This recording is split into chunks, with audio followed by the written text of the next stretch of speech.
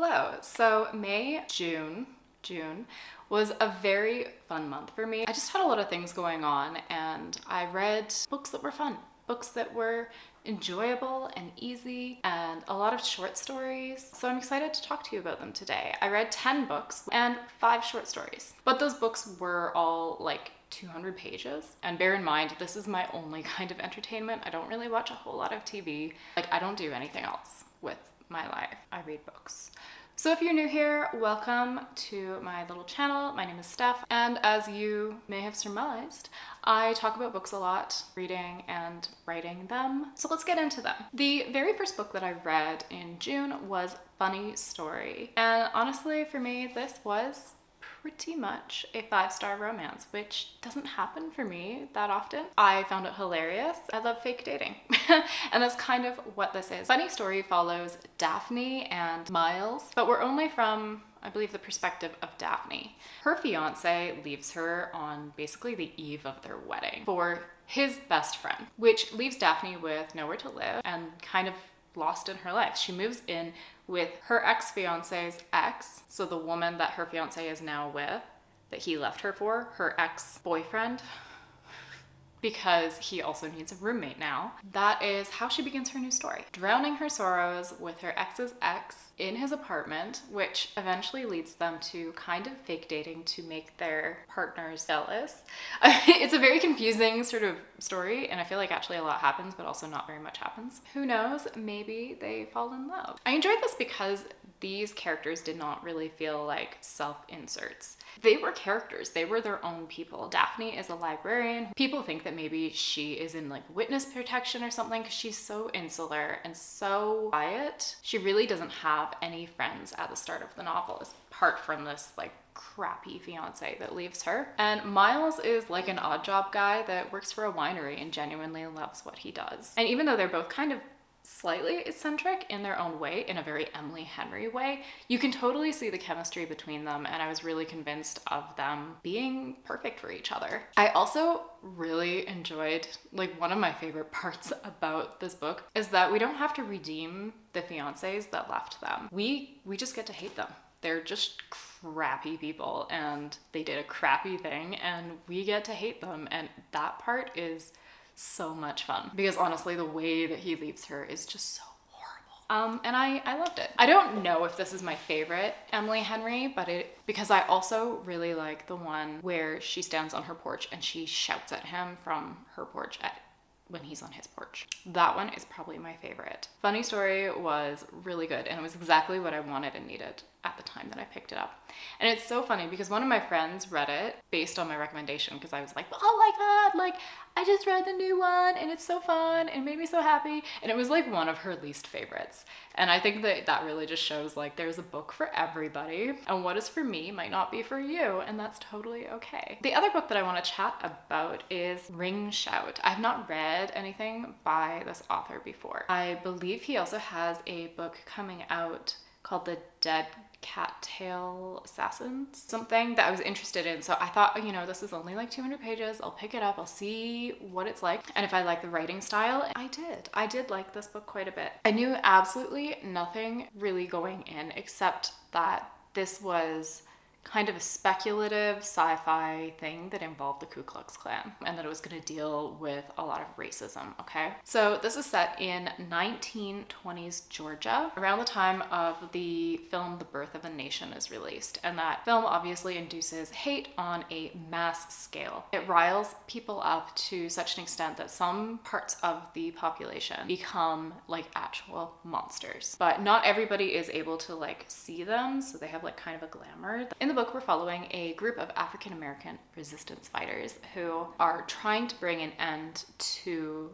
the Ku Kluxes and like stop what they are essentially trying to do. I listened to it on audio and I really recommend that you do that actually because it was just so well narrated. I have to look up who did the narration because I really loved that book, and I like almost would recommend that you listen to it on audio over reading it because the woman, she like, there's parts that have singing in it and she sings and it's just, there's so much emotion and inflection, and it's just really well done. It was so well done. There were parts of this book, particularly with the villain, that were really scary and horrifying. I just had a really great time. I thought it wrapped up really nicely. It was a great read, or a great listen, whichever you want to call it. It was really, I really enjoyed it.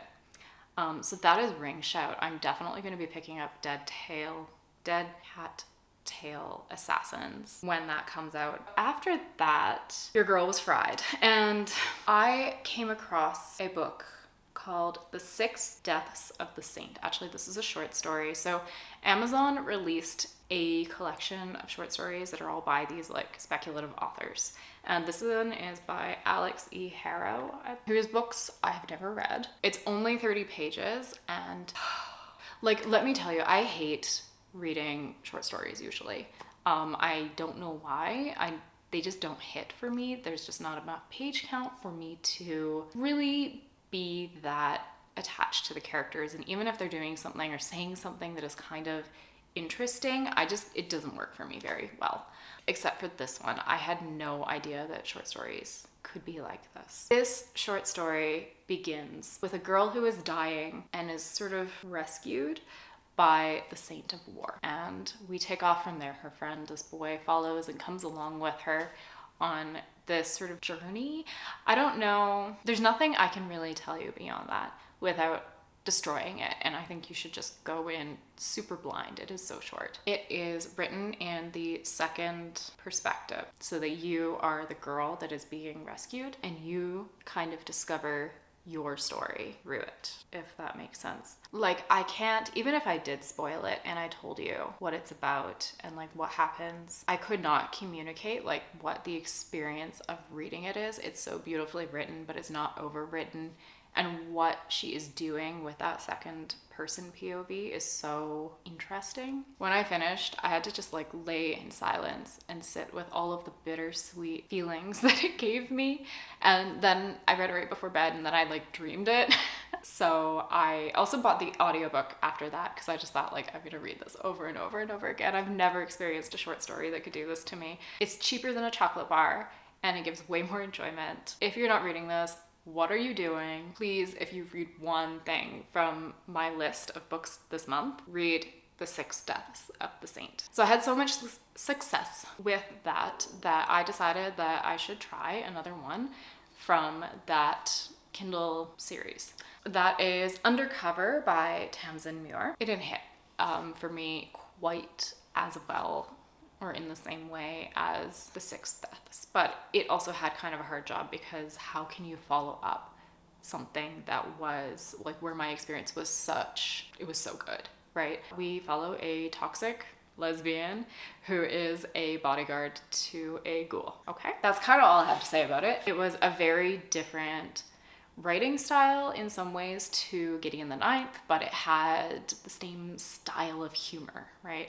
It was entertaining, it was fun, it was a good way to pass the time, but it just isn't going to linger with me. Yeah, frankly, that's all I have to really say. It might be more for you, but I think I was also having a bit of like a short story hangover, book hangover from The 6 Deaths, because I just couldn't get my mind out of it, and honestly, part of me is still in that short story. Following that, I read To You All Flesh Shall Come. This is a new release. I believe it is self-published or indie published. It was all right. Okay, so we follow this chief of surgery who is pretty much like harvesting organs from vampires, because the vampires can like regenerate their organs, and so they're like going around stealing organs to sell on the black market. And then they also like tag them like sharks, release them back into the wild. They can monitor how much human blood that they're drinking after they tag them by putting in this like little sort of pacemaker. All of this is in the description, by the way. I'm not really spoiling anything, but they have like this little pacemaker thing that they put into the vampire's heart.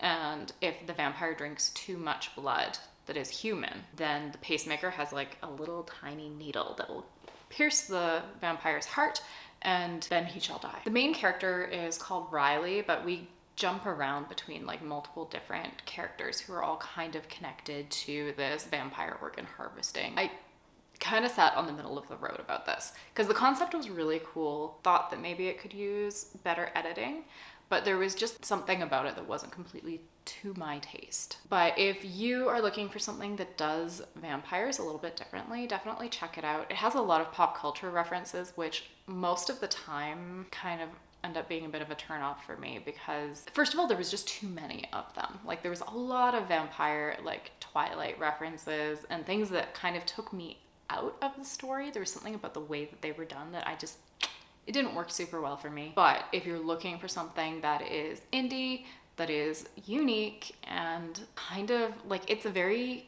light-hearted book considering sort of darker topics. This book is definitely for someone. It wasn't really for me. After that, I want to chat a little bit about my non-fiction of the month, or one of them. That is Mystery Cults of the Ancient World. So this is a book that is looking at mostly like the Greek mystery cults, right? The Eleusinian mysteries, Cabaroi, Dionysus, Isis, Mithras, and then more general chapters like Encountering the Sacred, Mother of the Gods, Private Initiation. So if you're looking for something that is like an introduction to the mystery cults around this time using archaeological evidence, yeah, I would definitely suggest this. For what I was looking for and what I was wanting, I found it a little bit surfacey than I had hoped. But it could also just be that this book talks about what is pretty concretely known. There's not much conjecture. It's much more of this is what we know, and here is a jumping off point for any future research or information that you might want to find. Okay. He does very briefly mention aspects about mycology, which is really debated, like how people might have used mushrooms to get high and have visions and to kind of facilitate these supernatural experiences. But that seems to be something that's really debated, and so we don't get very deep into that. That was Ancient Mystery Cults. I did enjoy it. It was fairly easy to read. Like it wasn't that dense, which we love.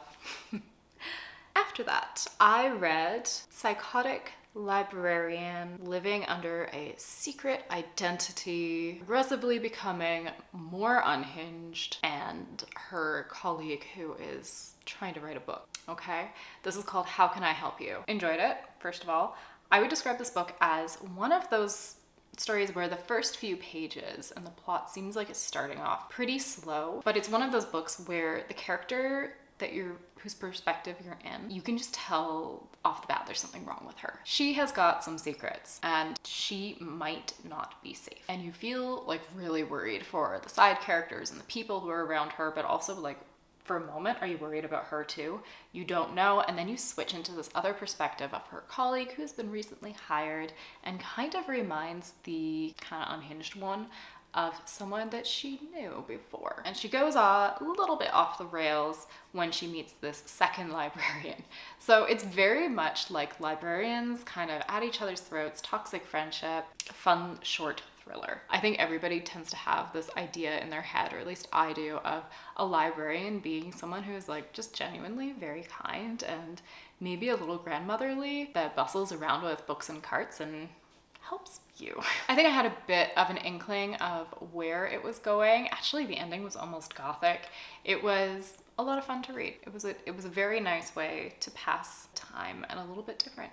So how can I help you? Audible was having a sale, so I spent a lot of time on Audible looking at the premium catalog and the really cheap little things that I could nab, right? One of those things was a short story by Rachel Harrison called The Veil. I had not heard of this before, so I picked it up. It was like an hour or something. And in it, we are following an unfulfilled woman who is married, not very happy in her life or her relationship. And so she starts working at this death museum where she encounters a very unusual Victorian-esque man. Things go from there. I thought that this was kind of quirky, not as scary as her other books. Like, I think it's not the strongest, but like there is something appealing about a death museum to me, about, you know, ghosts and like places where the veil between life and death might be a little thinner than they should be.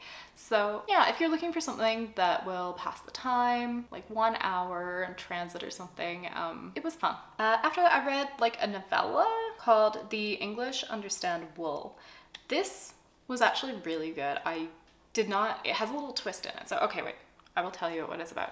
We are following a young woman who is from a very upper class, very upper crust, where she's kind of recounting in the beginning her relationship with her mother, who is a little bit cold, a little bit distant, and spends a lot of time focused on educating her daughter about how to live this sort of upper crust lifestyle. What is in bad taste. But not all is as it seems with her relationship with her parents. And that becomes really apparent when she turns 17 and they go missing. So she's forced to sort of rely on everything that she's learned from her mom to navigate the publishing world. I know this sounds like all over the place, but really it flows beautifully, and there's so much to unpack. Like, we talk about class, we talk about issues within publishing and exploiting young people who have like a story, capitalism. It talks about a lot, and it was nothing like what I expected, and there was a twist that I didn't expect. So I thought this was a great book. The English Understand Wool. Ooh. I have been trying very hard to read some of my physical TBR because I started buying books, as you will know from last week's upload, and I thought I can't justify buying more books if I don't read the books that I already have. So I picked up If We Were Villains from my local bookshelf. This is sort of touted as one of the best dark academia books that is out there. It's kind of obviously inspired by The Secret History.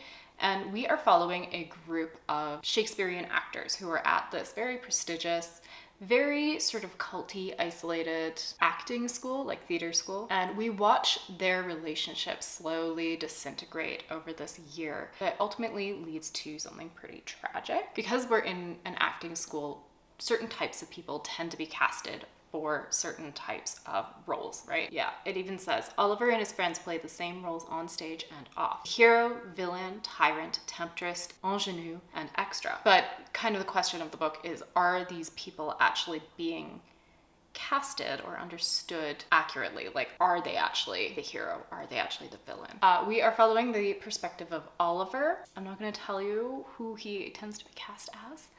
Shit, I'm running out of battery. As I was saying, in this we're following Oliver. He is one of like 7 different characters that are all part of this friend group. They exclusively perform Shakespeare plays. So the group of friends, they kind of speak to each other by quoting Shakespeare, like from the plays and stuff, a lot of the time. You don't need to be familiar with Shakespeare to understand what's going on and like to enjoy it. But if you are familiar with Shakespeare, I think that it brings a lot more nuance into the reading experience. They use it almost as a code, and I kind of enjoyed that part. Sometimes it got a little bit too much for me, but there are moments where there's a lot of other people, there's a detective in the story, that are around, and they'll kind of quote Shakespeare to each other and use it as like a way of communicating this nuance. Okay? So I binged the first half. And then I kind of hit a little bit of a bump in the story where things were a bit slower and you had to really be invested in the characters, and it was a bit of a struggle for me. And then once we were kind of towards the end again, I started to really enjoy it. The ending felt very bittersweet. It's a little bit open and kind of tragic in a Shakespearean sort of way, like a bittersweet tragedy. But depending on how you interpret it, I think it could almost be hopeful as well. So if you like Shakespeare, if you like a literary thriller, definitely pick this up. I liked it for what it is and on its own. But as I said before, it is obviously inspired by The Secret History very closely. That definitely influenced my experience reading it because I could not compare it to The Secret History in my mind. And The Secret History, unfortunately, is one of my favorite books of all time. There's just no way for this book to live up to what I love and what I kind of idolize. I think my issue really came down to Oliver, because there is a section that is so heavily leaning on how you feel about the characters, and particularly Oliver as the main character. I struggled because Oliver I just didn't think was very interesting or complex. He was one of those characters that for me felt like someone who is there to witness and have the plot happen to them, and like they're just kind of there as a vehicle for the reader to experience the story. If you've read it, and if you've read The Secret History as well, I would love to hear what your impressions are of it and like how they exist side by side in your mind, if they do at all. After that, I read The Paradise Problem by Christina Lauren. This is like Succession with a fake dating, fake marriage. Okay, so in this book we're following dual POV, Anna and West Weston. His real name is Liam. She gives him this ridiculous kind of nickname. When they were in college, Anna and this West dude got married in order to basically get subsidized housing for her. He is like a professor of something, I don't even remember, but he's like a professor at Harvard or Stanford or something like this, and she's like an artist and like got fired from her job working at like a gas station and is in a lot of financial sort of distress when we first meet her. And Liam is kind of too. So they were supposed to get divorced after the schooling was over, but that never actually ended up happening. So they're still married. Liam, or West, has been lying to his family, pretending that he has a wife because there's like a clause in a grandfather's will that he will inherit like $100 million when he has been married for 5 years. As I'm explaining this, it's a silly book, okay? It's fun. It's great fun, and it actually makes way more sense than how I'm describing it. So they are coming up to this 5-year mark of being married. His sibling is getting married on a like private island in Indonesia, and his family is really adding pressure because they've never met her. They want to meet this wife before he inherits the money, and he is like, oh shit, I gotta bring her to the wedding. So they make this kind of silly arrangement for her to go to the wedding, pretend to be this like super bougie lady and a doctor, which she is not. Also, he can inherit this glob of cash. The setting of this is perfect for summer. You're on this like holiday place, and there's a surprising number of Twilight references that I actually found hilarious. Like I said earlier in this video, pop culture references usually kind of turn me off, but this just had like 1 or 2, and it was just enough that it felt enjoyable still.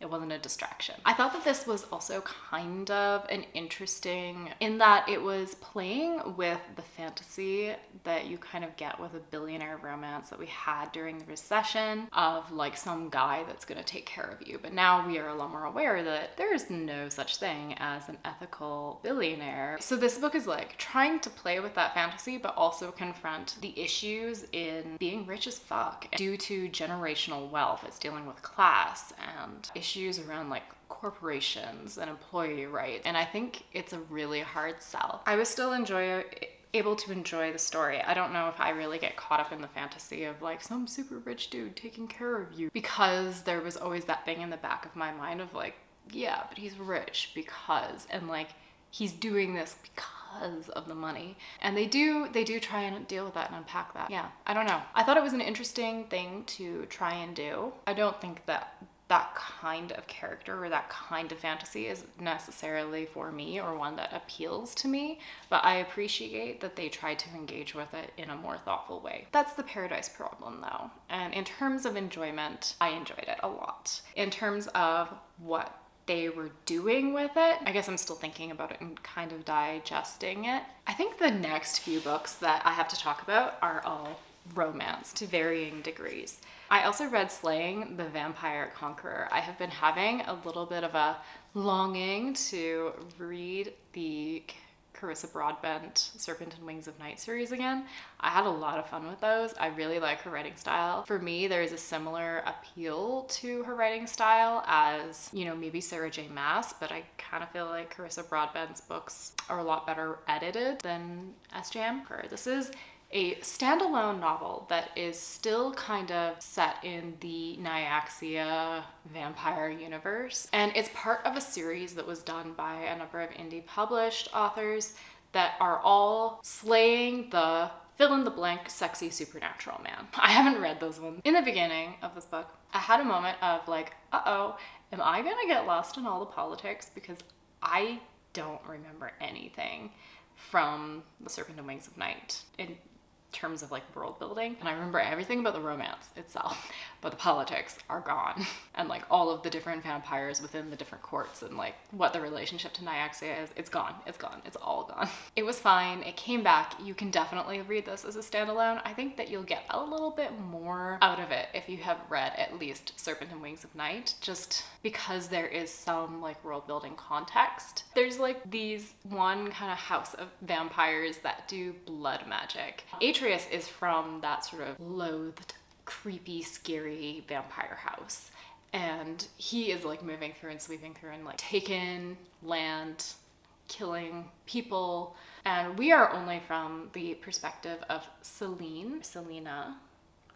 And she's from this religious cult where humans will give up their eyes for this kind of ability to use magic, which gives them something that is close to sight, but it's not like actual literal sight. They have this ability to sense a very like intricate and richly detailed world, not using their eyes, and it also enhances their powers beyond that so that they can carry out the will of their goddess. She is sent by her goddess to assassinate the vampire conqueror Atreus. And she infiltrates his forces by being his like seer, and eventually she is supposed to murder him, but things don't necessarily go as planned, as you may guess. So the book really grew on me as I was going. It's definitely not my favorite of her Nyaxia series. Actually, I would say it's my least favorite of hers in general, but I still really enjoyed it. It just felt like it was written maybe in a bit of a hurry compared to the others, but there was still that depth of world building. I just didn't feel like Atreus had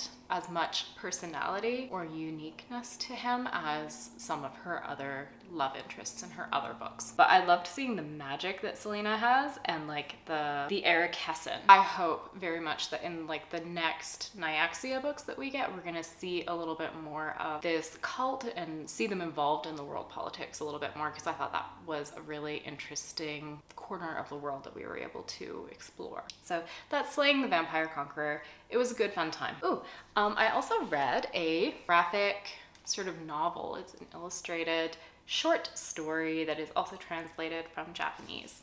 So this is called The Moon Over the Mountain. It's really quick, like 15-minute read. But the art does not always perfectly line up with the story. So this is a magical realism short story that is from the 20th century, very fairy tale-esque, and it's about a very, very prideful man who kind of expects success to be handed to him on a silver platter, but it isn't. And when it is not, his life takes a bit of a turn. He encounters an old friend in the woods and then tells his story to this friend. I had never heard of this before. I literally picked it up because of the art, and I'm really glad that I did. I thought it was really sweet and really fun. And this is the Maiden's Bookshelf series. So it combines classic short stories of the early 20th century with gorgeous original artwork to create collectible editions for a contemporary audience. And I got it from the library. I read That Time I Got Drunk and Saved a Demon. I keep seeing this come up on my Goodreads, on YouTube.